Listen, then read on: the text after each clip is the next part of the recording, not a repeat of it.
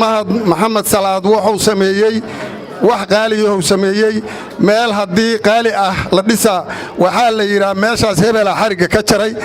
mahad maxamed salaad xildhibaanku xarigga wuxuu ka jaray guriceel iyo dhuusamareeb lama tegi karo taasu horta waa hartay haatanna horaan awalna horaan ugu baaqnay waxaan rajaynayaa xafladdii iyo goboldhiggii beesha oon ka boqorkooda ahay aan ugu yeeray oo gogashii aan fidiyey sida maanta xildhibaanku u soo bilowday inay isdaba joog noqon doonto intaasna waa rajayn doonnaa waa ilaahay mahaddi xildhibaankana bayaxaw awalba waa ahya bayaxaw allaha ka dhigo kii maanta soo bilaaba kow asagaa soo bilaabay gobolka galgaduudeed intii joogta maahane intii kor nooga imaanaysay oon sugaynay oo beesha oo aan baaqa u jeedinay xildhibaanka kow u horeeya insha Allah waxaan rajaynaynaa inay hadda ka bacdi alla waan diyaaraduhu iska kana garbin waan malaynayaa inay si fiican u imaan doonaan marka koobaadna siday u naba jecel yihiinna waan ogahay hadda 11 boqoron anigu u dambeeyoon kowdii ahay na sida ay u xurmeeyaan u qiimeeyaan oga waxaan rajaynaa sida maalmahan ugu dhaqsiga badan in meel kale la fariisto la way doonaa waxa xaqiiqa howlkan oo hadda ay dhowr kun ku jirto wiilkii hadda lahay haddaan joogo maalinkii la dhisayay intaan lagama dhigeen runtiisa xaqiiqa waxa ah ayadoo aan faru ka qodnayn oo aan kow la joogin ayuu maanta buuxa insha Allah waxaan rajaynaynaa 2-3 maalmood inaan ku fakina haddana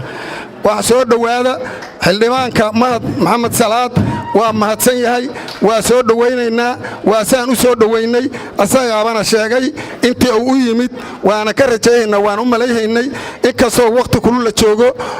hana la soo gaabshay la yiri intaasaan waxaan uga gudbaa soo dhawaynta xildhibaanka iyo sharafkii aan u soo dhawaynay waxa iigu xiga inaan duco marka maadaama aan ugaaskiina ahay aan duceeyo waxaan ilaahay ka rajaynaa arinta aan wadno midii mira dhashay in ilaahay ka dhigo ilaahna waxaan ka baryaynaa guul inaan ku gaarno ilaahay waxaan ka baryaynaa madar khayr qaba ilaahay inuu na siiyo ilaahay waxaan ka baryaynaa sida midaan aanfa iyo colaad iyo cudur lahayn ilaahay inuu na siiyo midaan naga dheerayn ilaahay inuu na siiyo caawa iyo berri iyo maanta ilaahay inuu na soo warabiyo meel walba xareedu galgalataan rabbi ka baryaynaa waxaan ilaahay ka baryaynaa ismaatinka nagaas iyo yeeridannadaas intii ka bugta oo tif iyo cudur inay gelida rabta ilaahay ha noo soo hanuunsho intii raalli ku ana ilaahay wax la qabto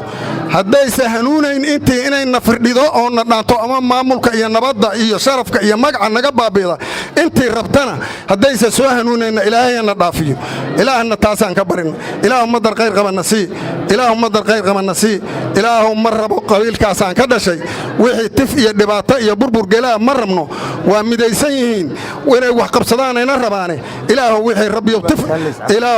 ilaahu rabbiyo wixii tif inay geliyaan raba ilaahu rabbiyo noo soo toosi ilaahu noo soo toosi waa ku baryaynaa haddaysa soo toosayna allah naga qabto iscafiya kulligana waxaan rabnaa هل إسعافيو على اسكو مدر إلهي نصيحة الإسعافية وحربت النوغا وريقا وعلوش عذر كاد هل إسعافيو إلهي نوبر واغنسيو هل يسوع على الفر سفع هل يسوع على الفر ورما يسوع على الفرتين ورقعنا تاج هاهدو عمي ميلان أفكا أجيسا جوغان قلبك مجران قلبك وما ستن إلهي كأقبل السلام عليكم ورحمة الله وبركاته